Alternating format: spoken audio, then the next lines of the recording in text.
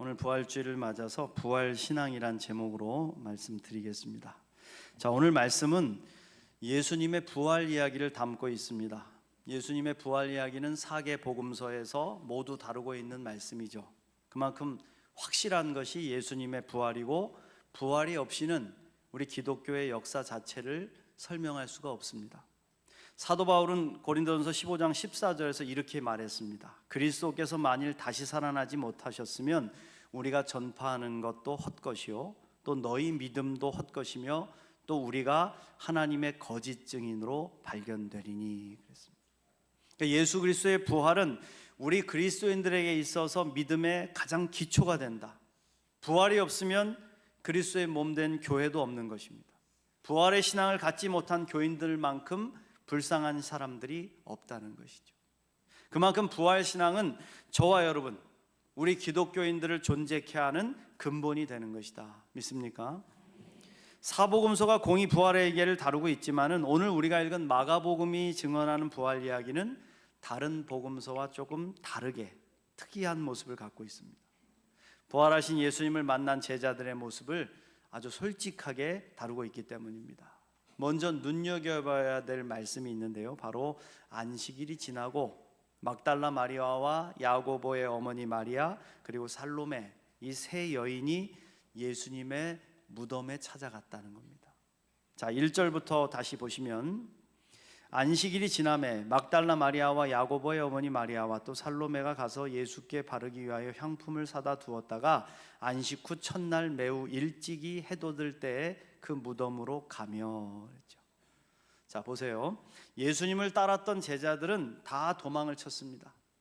그 우락부락하고 힘셌던 어부 제자들 12명의 제자들, 한 명은 배신했지만 나머지 11명은 또 다 도망쳤어요. 그리고 오직 연약한 여인 3명, 이 사람들만 예수님의 무덤을 찾아갔습니다.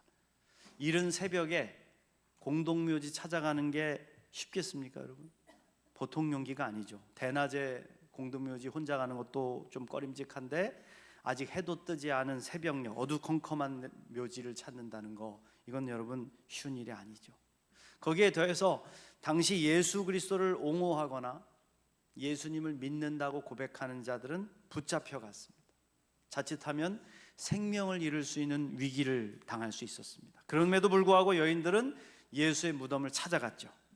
이건 여러분 목숨을 건 용기가 없으면 할 수 없는 일이죠. 그럼 왜 그렇게 할 수 있었을까요? Because I love Jesus. 네. 그렇습니다. 그들이 예수님을 사랑했기 때문에 가능한 거죠. 여인들은 그 누구보다도 예수님을 사랑했었습니다. 그렇기 때문에 목숨을 걸고 담대하게 예수님의 무덤을, 그것도 새벽에 찾아간 거죠. 그런데 여러분, 사랑하는 것보다 더 중요한 것이 있습니다. 사랑을 뛰어넘어서 믿음의 경지까지 가야 된단 말입니다. 연인 간에도 마찬가지잖아요. 사랑할 수 있습니다. 사랑을 뜨겁게 할 때는 내가 너를 위해서 목숨을 걸 수 있다고 고백도 합니다. 그런데 그렇게 사랑하는 사람들도 믿지 못하면, 믿음이 깨지면 헤어지게 되죠. 영원히 함께하자 하다가도 금방 서로를 향해서 너 다른 사람 생겼지? 그러면서 의심합니다. 의심은 사랑의 불을 꺼뜨려 버리죠. 믿음의 자리까지 나아가지 못하는 사랑은 쉽게 꺼져버리고 만다는 거예요.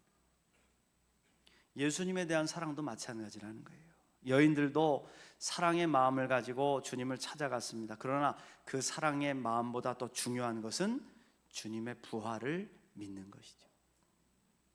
사랑하는 주님께서 하신 말씀을 진정으로 믿는 것입니다. 주님께서 늘 말씀하셨어요. 내가 죽임당할 거야. 나 죽을 거야. 나는 하늘의 미랄이 돼서 썩어질 거야. 그러나 그게 끝이 아니다. 나는 반드시 다시 살아날 것이다. 할렐루야. 그런데 여러분, 안타깝게도 오늘 본문 말씀을 읽어보면 알겠지만 예수님의 말씀을 믿는 사람이 없었습니다. 제자들에게도 늘 죽음에 대해 말씀하셨고 다시 살아나서 부활하실 것을 말씀하셨죠. 그런데 막상 예수님이 돌아가시자 그 사실을 기억하고 믿는 제자들이 없었습니다.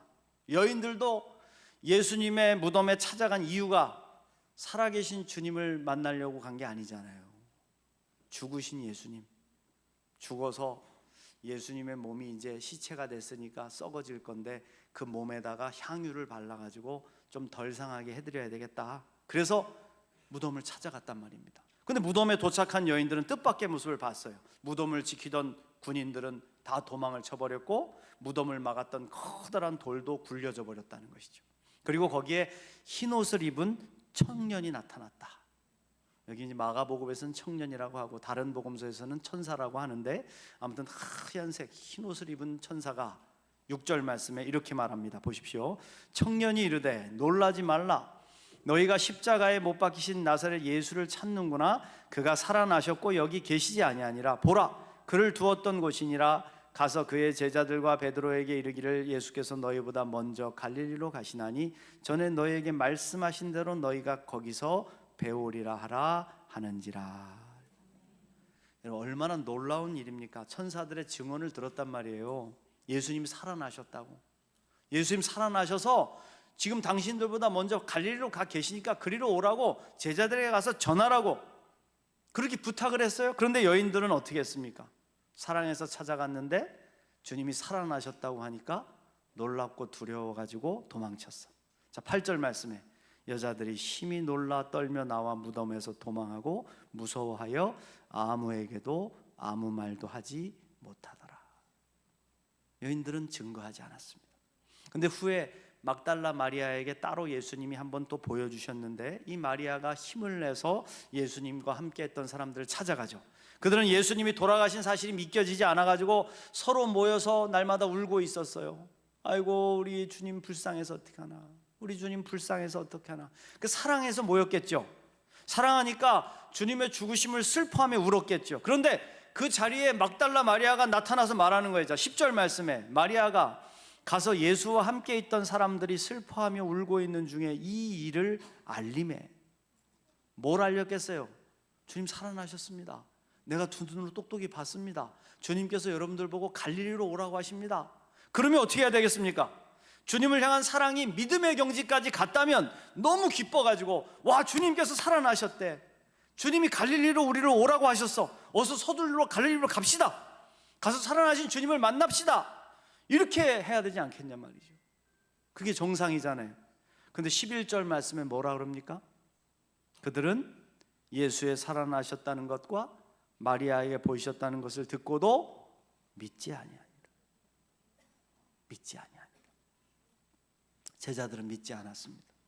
주님의 부활 사실을 믿지 않았습니다. 주님이 다시 살아나신다고 말씀하셨고, 그리고 다시 살아나신 것을 보았다고 증거하고 있는데도 그들은 믿지 못했다는 겁니다.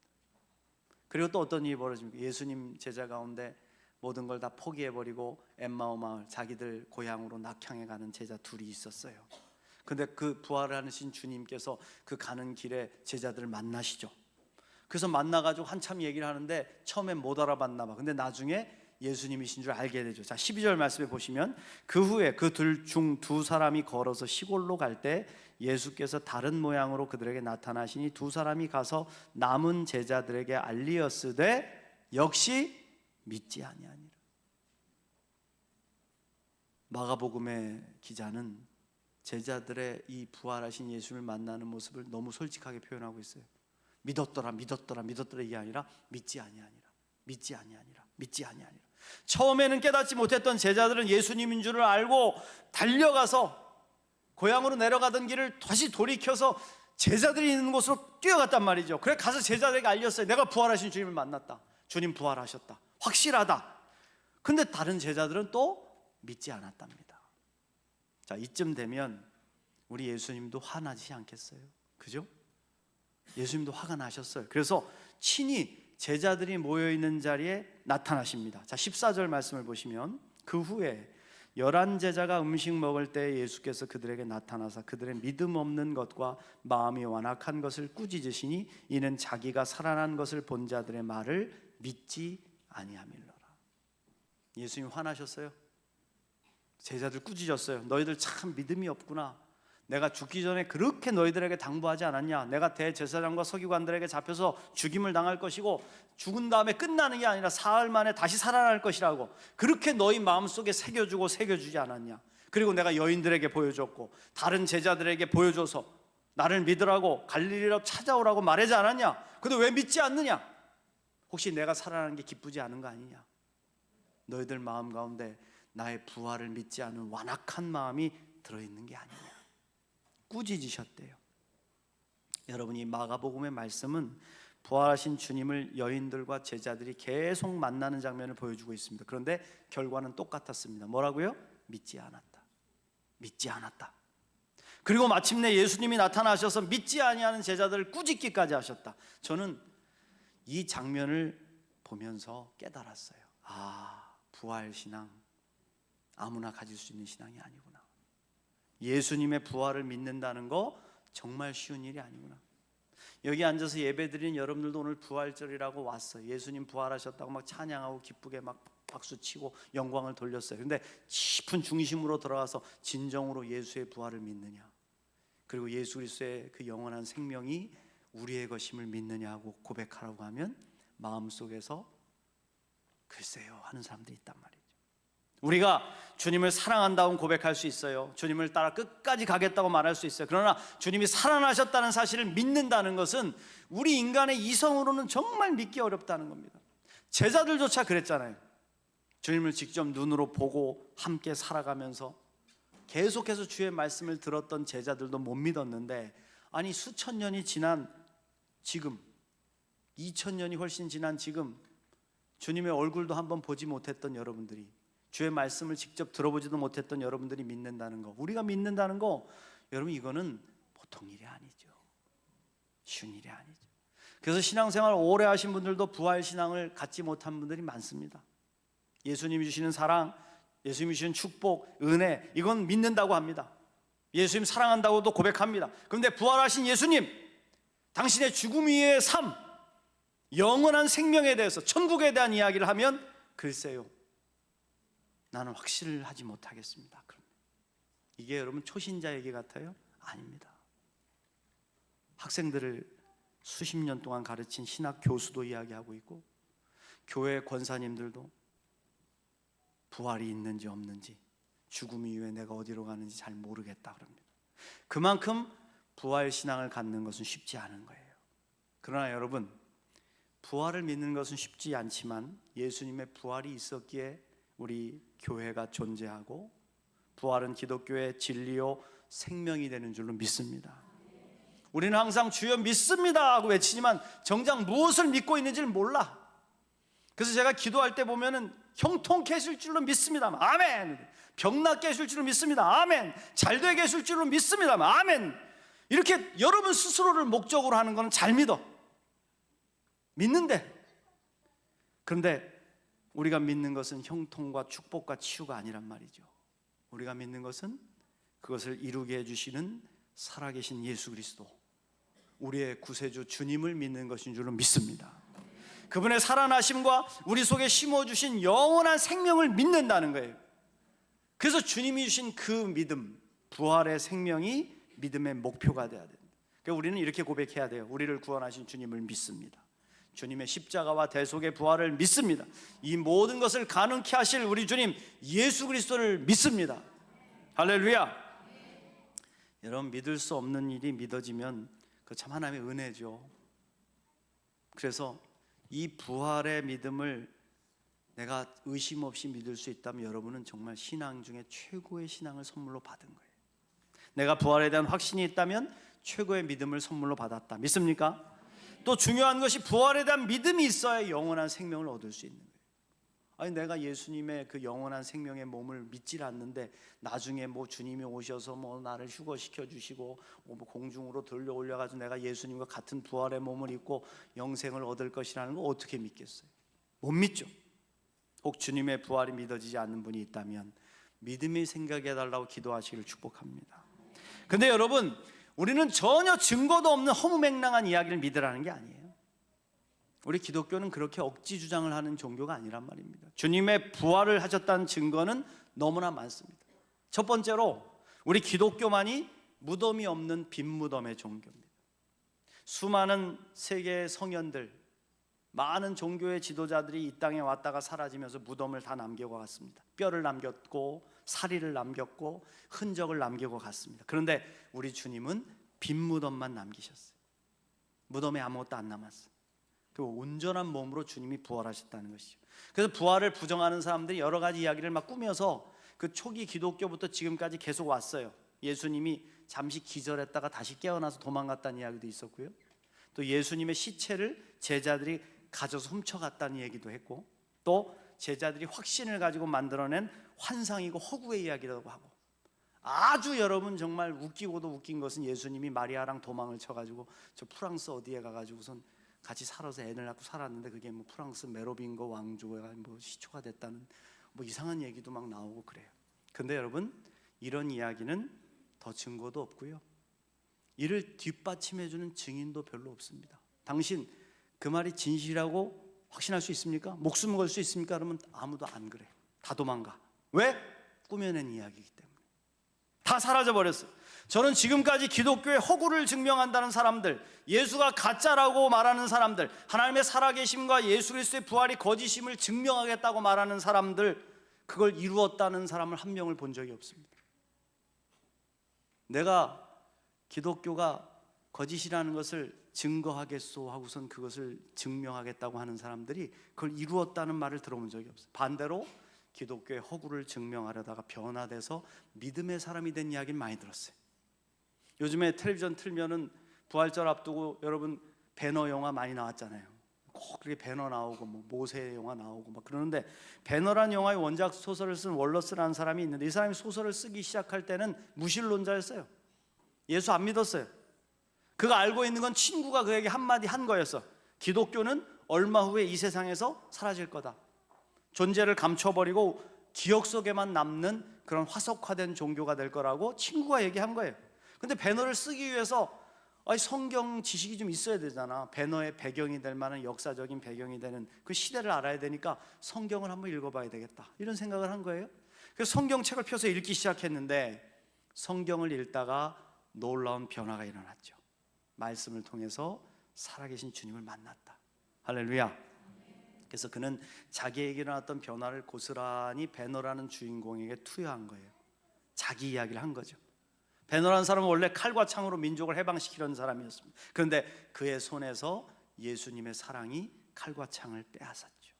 죽으시고 부활하신 예수님을 만난 후에 배너는 완전히 딴 사람으로 변화됩니다. 그것처럼 예수님을 모른다고 부인했던 이 무신론자 월러스가 오히려 성경을 통해서 예수님을 만나서 인생이 송두리째 변화됐다. 할렐루야.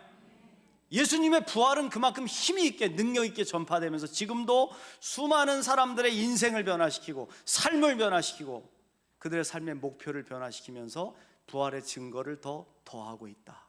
믿습니까? 부활에 대한 두 번째 증거는 부활하신 예수님을 보았다는 수많은 증인들이었습니다. 그래서 고린도전서 15장 4절에 보면 베드로가 이런 말을 했어요. 부활하신 예수님이 12제자와 500명이나 더 되는 사람들에게 직접 나타나셨고 지금까지도 500명이나 살아있다, 그렇게 증거를 했거든요.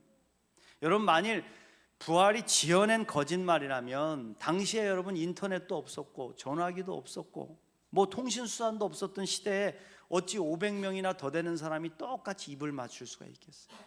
그 쉬운 일 같아요. 지금이야 단톡방 만들어가지고 야, 예수님이 부활하셨다고 이렇게 고백하자, 이렇게 거짓말로 말하자, 그래가지고 입을 맞출 수는 있겠죠. 그런데 여러분, 중요한 것은 그렇게 거짓말하자고 입술을 맞춘다고 할 때 그 거짓에 목숨을 걸 만한 사람이 있겠습니까? 목숨을 걸겠냔 말이에요. 부활을 믿거나 증거하는 사람들은 목숨을 잃는 위협을 감수해야 됐단 말이에요. 그런데 이상하죠? 막으면 막을수록, 억압하면 억압할수록 이 시한폭탄과 같은 무서운 소식이, 예수님이 부활하셨다는 소식이 더 폭발적으로 전파됐어요. 지금도 여러분, 초기 기독교 역사에서 부흥했던 그 역사를 따라갈 수가 없어요. 얼마나 많은 사람들이 폭발적으로 예수를 믿고 따르게 됐는지, 그 소식을 믿는 무리들이 기하급수적으로 늘어났단 말이죠. 잠깐 일어나는 사이비 종교는 시간이 지나면 사라집니다. 저는 예언할 수 있어요. 지금 뭐 수십만 명이 믿는다고 하는 신천지 50년, 100년만 지나 보십시오. 우리나라 땅에서 몇 명이 남아있나 한번 생각해 보세요. 주님의 부활을 증언하는 교회 공동체는 점점 더 생명력 있게 늘어나 수천 년이 지난 지금까지도 주님의 부활에 대한 증언은 흔들림이 없죠. 왜? 그 믿음에 목숨을 걸고 전하고 있기 때문에. 지금도 선교사님들이 예수님의 부활의 증인이 되어서 세계 곳곳에서 목숨을 걸고 전하고 있잖아요. 목숨을 걸고. 누구라도 목숨을 걸고 하는 말이 있다면 진리다 이거예요. 세 번째로 부활에 대한 최고의 증거는 제자들의 변화죠. 여러분, 겁쟁이 제자들이 다 도망쳤는데 부활하신 예수님을 만나고 나서는 왠지 용감한 순교자로 다 바뀌었어요.